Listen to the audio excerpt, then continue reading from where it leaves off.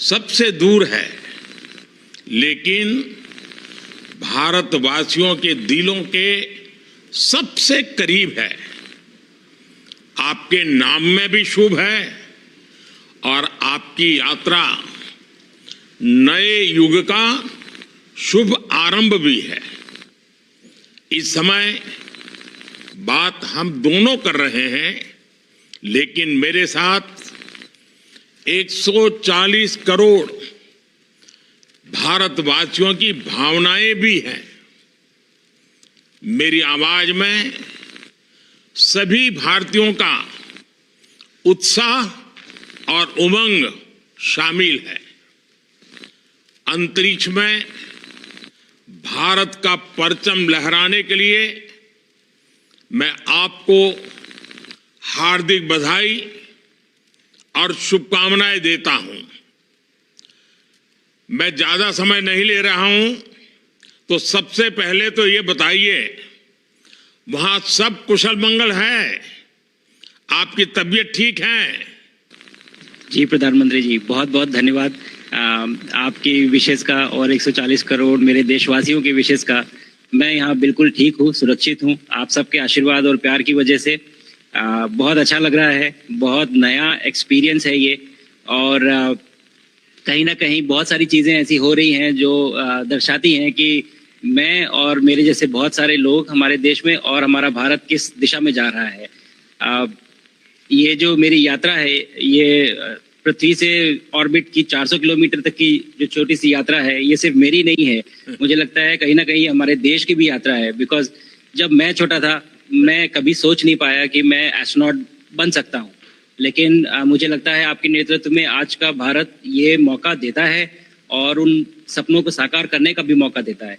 तो ये बहुत बड़ी उपलब्धि है मेरे लिए, और मैं बहुत गर्व फील कर रहा हूँ कि मैं यहाँ पे अपने देश का प्रतिनिधित्व कर पा रहा हूँ। धन्यवाद प्रधानमंत्री जी। शुभ। आप दूर अंतरिक्ष में है, जहां ग्रेविटी ना के बराबर है, पर हर भारतीय देख रहा है कि आप कितने डाउन टू अर्थ है। आप जो गाजर का हलवा ले गए हैं, क्या उससे अपने साथियों को खिलाया? जी प्रधानमंत्री जी, ये कुछ चीज़ें मैं अपने देश की खाने की लेके आया था, जैसे गाजर का हलवा, मूंग दाल का हलवा और आमरस। और मैं चाहता था कि ये बाकी भी जो मेरे साथी हैं, बाकी देशों से जो आए हैं, वो भी इसका स्वाद लें और चखें, जो भारत का जो रिच कुलिनरी हमारा जो हेरिटेज है उसका एक्सपीरियंस ले। तो हम सभी ने बैठ के इसका स्वाद लिया साथ में, और सबको बहुत पसंद आया। कुछ है कि कब वो नीचे आएंगे और हमारे देश आए और इनका स्वाद ले सके हमारे साथ। शुभ। परिक्रमा करना भारत की सदियों पुरानी परंपरा है। आपको तो पृथ्वी माता की परिक्रमा का सौभाग्य मिला है। अभी आप पृथ्वी के किस भाग के ऊपर से गुजर रहे होंगे? जी प्रधानमंत्री जी, इस समय तो मेरे पास ये इंफॉर्मेशन उपलब्ध नहीं है, लेकिन थोड़ी देर पहले मैं खिड़की से, विंडो से बाहर देख रहा था, तो हम लोग हवाई के ऊपर से गुजर रहे थे। और हम दिन में 16 बार परिक्रमा करते हैं। 16 सूर्योदय और 16 सनराइज और सनसेट हम देखते हैं ऑर्बिट से, और बहुत ही अचंभित कर देने वाला ये पूरा प्रोसेस है। इस परिक्रमा में, इस तेज गति में, हम इस समय करीब 28,000 किलोमीटर प्रति घंटे की रफ्तार से चल रहे हैं आपसे बात करते वक्त, और ये गति पता नहीं चलती क्योंकि हम तो अंदर हैं, लेकिन कहीं ना कहीं ये गति जरूर दिखाती है कि हमारा देश कितनी गति से आगे बढ़ रहा है इस समय, कि हम यहाँ पहुंचे हैं और अब यहाँ से और आगे जाना है। अच्छा शुभ, अंतरिक्ष की विशालता देखकर सबसे पहला विचार क्या आया आपको? प्रधानमंत्री जी, सच में बोलूं तो जब पहली बार हम लोग ऑर्बिट में पहुंचे, अंतरिक्ष में पहुंचे, तो पहला जो व्यू था वो पृथ्वी का था। और पृथ्वी को बाहर से देख के जो पहला ख्याल और पहला जो थॉट मन में आया वो ये था कि पृथ्वी बिल्कुल एक दिखती है। मतलब बाहर से कोई सीमा रेखा नहीं दिखाई देती, कोई बॉर्डर नहीं दिखाई देता। और दूसरी चीज जो बहुत नोटिसेबल थी, जब पहली बार भारत को देखा तो हम मैप पे पढ़ते हैं भारत को, हम देखते हैं बाकी देशों का आकार कितना बड़ा है, हमारा आकार कैसा है, वो मैप पे देखते हैं, लेकिन वो सही नहीं होता क्योंकि वो एक हम 3D ऑब्जेक्ट को 2D यानी पेपर पे हम उतारते हैं। भारत सच में बहुत भव्य दिखता है, बहुत बड़ा दिखता है, जितना हम मैप पे देखते हैं उससे कहीं ज्यादा बड़ा। और जो वननेस की फीलिंग है, पृथ्वी की वननेस की फीलिंग है, जो हमारा भी मोटो है कि अनेकता में एकता, वो बिल्कुल उसका महत्व ऐसा समझ में आता है बाहर से देखने में कि लगता है कि कोई बॉर्डर एग्जिस्ट ही नहीं करता, कोई राज्य नहीं एग्जिस्ट करता, कंट्रीज नहीं एग्जिस्ट करती। फाइनली हम सब ह्यूमैनिटी का पार्ट है और अर्थ हमारा एक घर है और हम सब के सब उसके सिटीजन्स हैं। शुभांशु, स्पेस स्टेशन पर जाने वाले आप पहले भारतीय हैं। आपने जबरदस्त मेहनत की है, लंबी ट्रेनिंग करके गए हैं। अब आप रियल सिचुएशन में हैं, सच में अंतरिक्ष में हैं। वहां की परिस्थितियां कितनी अलग हैं, कैसे एडप्ट कर रहे हैं? यहाँ पे तो सब कुछ ही अलग है प्रधानमंत्री जी। ट्रेनिंग की हमने पिछले पूरे 1 साल में, सारे सिस्टम्स के बारे में मुझे पता था, सारे प्रोसेस के बारे में मुझे पता था, एक्सपेरिमेंट्स के बारे में मुझे पता था, लेकिन यहाँ आते ही सडनली सब चेंज हो गया। बिकॉज हमारे शरीर को ग्रेविटी में रहने की इतनी आदत हो जाती है कि हर एक चीज उससे डिसाइड होती है। पर यहाँ आने के बाद चूंकि ग्रेविटी माइक्रो ग्रेविटी है, एब्सेंट है, तो छोटी छोटी चीजें भी बहुत मुश्किल हो जाती हैं। अभी आपसे बात करते वक्त मैंने अपने पैरों को बांध रखा है, नहीं तो मैं ऊपर चला जाऊंगा। और माइक में भी जैसे छोटी चीजें हैं, इसको छोड़ भी दूं तो भी ये ऐसे फ्लोट करता रहता है। पानी पीना, पैदल चलना, सोना बहुत बड़ा चैलेंज है। आप छत पे सो सकते हैं, आप दीवारों पे सो सकते हैं, आप जमीन पे सो सकते हैं। तो पता सब कुछ होता है प्रधानमंत्री जी, ट्रेनिंग अच्छी है, लेकिन वातावरण चेंज होता है तो थोड़ा सा यूज टू होने में 1-2 दिन लगते हैं, बट फिर ठीक हो जाता है। भारत की ताकत साइंस और स्पिरिचुअलिटी दोनों है। आप अंतरिक्ष यात्रा पर हैं, लेकिन भारत की यात्रा भी चल रही होगी। भीतर में भारत दौड़ता होगा। क्या उस माहौल में मेडिटेशन और माइंडफुलनेस का लाभ भी मिलता है क्या? जी प्रधानमंत्री जी, मैं बिल्कुल सहमत हूँ। मैं कहीं ना कहीं ये मानता हूँ कि भारत ऑलरेडी दौड़ रहा है और ये मिशन तो केवल एक पहली सीढ़ी है उस एक बड़ी दौड़ का, और हम जरूर आगे पहुंच रहे हैं और अंतरिक्ष में हमारे खुद के स्टेशन भी होंगे और बहुत सारे लोग पहुंचेंगे। और माइंडफुलनेस का भी बहुत फर्क पड़ता है। बहुत सारी सिचुएशंस ऐसी होती हैं नॉर्मल ट्रेनिंग के दौरान भी या फिर लॉन्च के दौरान भी जो बहुत स्ट्रेसफुल होती हैं, और माइंडफुलनेस से आप अपने आप को उन सिचुएशंस में शांत रख पाते हैं और अपने आप को काम रखते हैं, अपने आप को शांत रखते हैं, तो आप अच्छे डिसीजन ले पाते हैं। कहते हैं कि दौड़ते हुए भोजन कोई भी नहीं कर सकता, तो कितना आप शांत रहेंगे उतना ही अच्छे से आप डिसीजन ले पाएंगे। तो आई थिंक माइंडफुलनेस का बहुत इंपॉर्टेंट रोल होता है इन चीज़ों में। तो दोनों चीज़ें अगर साथ में प्रैक्टिस की जाएं तो ऐसे एक चैलेंजिंग एनवायरनमेंट में या चैलेंजिंग वातावरण में मुझे लगता है ये बहुत ही यूजफुल होंगी और बहुत जल्दी लोगों को अडेप्ट करने में मदद करेंगी। आप अंतरिक्ष में कई एक्सपेरिमेंट कर रहे हैं, क्या कोई ऐसा एक्सपेरिमेंट है जो आने वाले समय में एग्रीकल्चर या हेल्थ सेक्टर को फायदा पहुंचाएगा?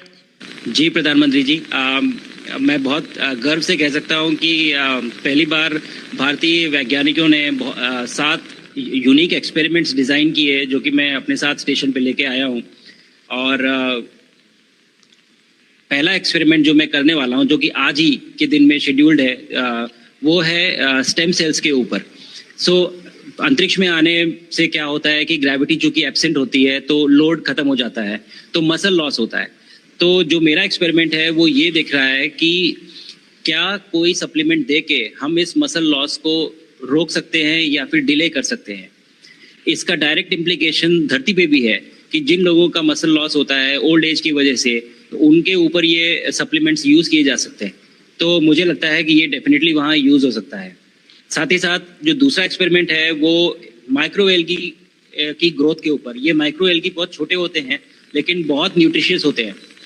तो अगर हम इनकी ग्रोथ देख सकते हैं यहाँ पे और ऐसा प्रोसेस इजाद करें कि ये ज़्यादा तादाद में हम इन्हें उगा सकें और न्यूट्रिशन हम प्रोवाइड कर सकें, तो कहीं ना कहीं ये फूड सिक्योरिटी के लिए भी बहुत काम आएगा धरती के ऊपर।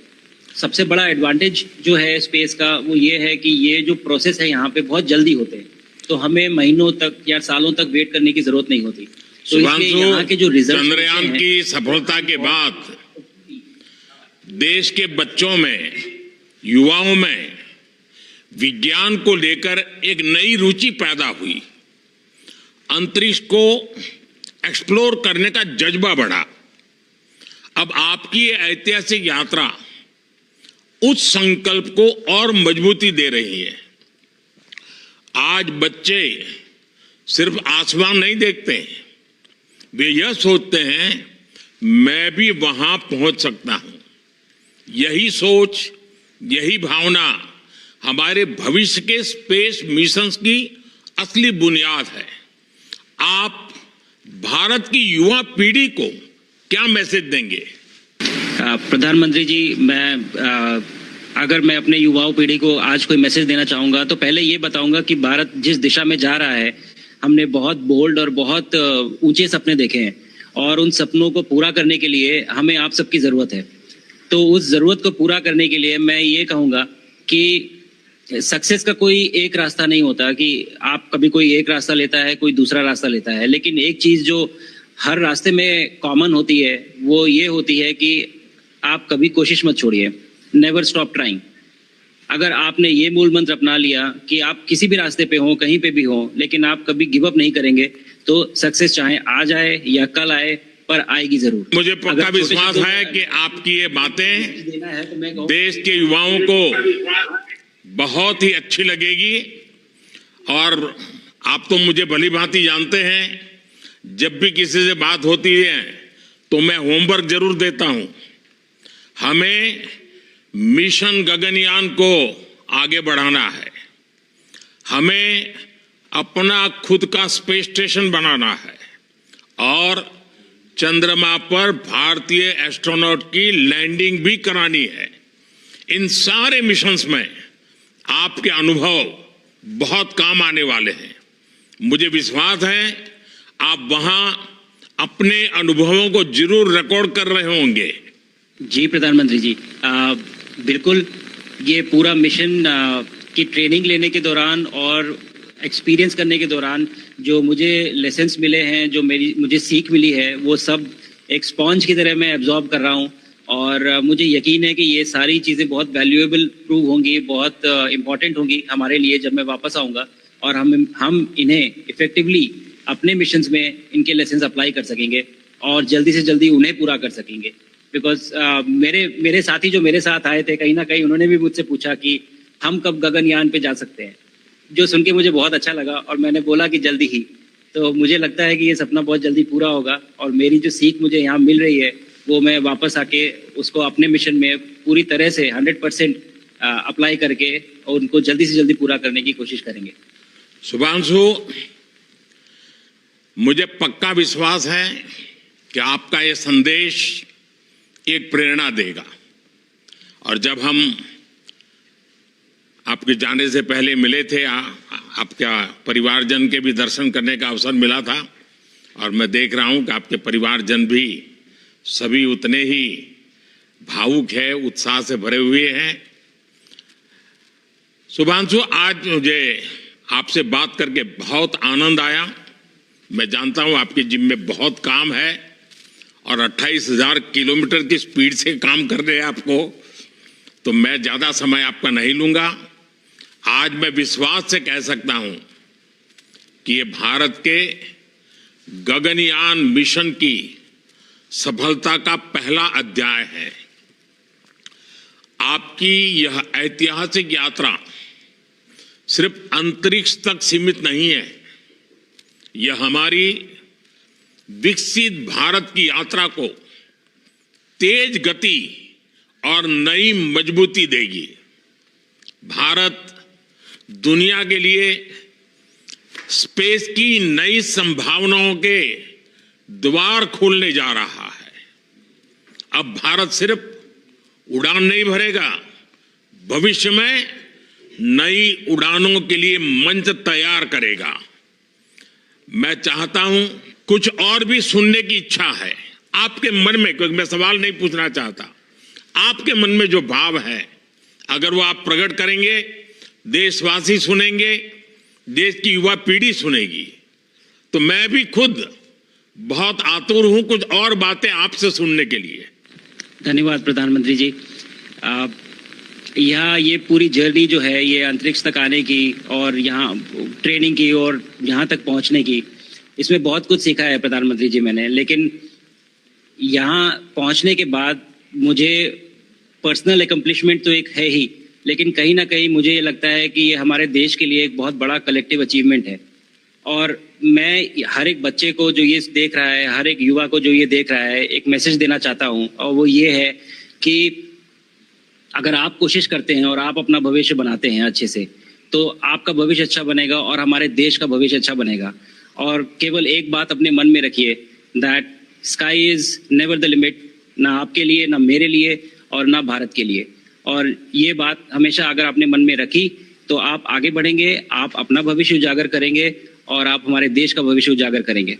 और बस मेरा यही मैसेज है प्रधानमंत्री जी। और मैं बहुत ही भावुक और बहुत ही खुश हूं कि मुझे मौका मिला आज आपसे बात करने का और आपके थ्रू 140 करोड़ देशवासियों से बात करने का। जो ये देख पा रहे हैं, ये जो तिरंगा आप मेरे पीछे देख रहे हैं, ये यहाँ नहीं था। आज कल के पहले जब मैं यहाँ पे आया हूँ तब हमने ये यहाँ पे पहली बार लगाया है।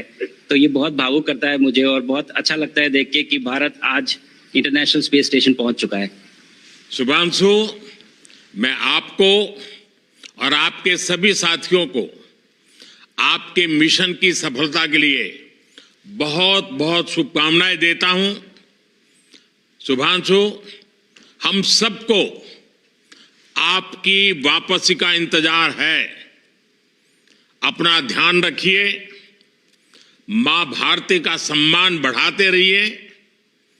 अनेक अनेक शुभकामनाएं, 140 करोड़ देशवासियों की शुभकामनाएं, और आपको इस कठोर परिश्रम करके इस ऊंचाई तक पहुंचने के लिए बहुत बहुत धन्यवाद देता हूं। भारत माता की जय।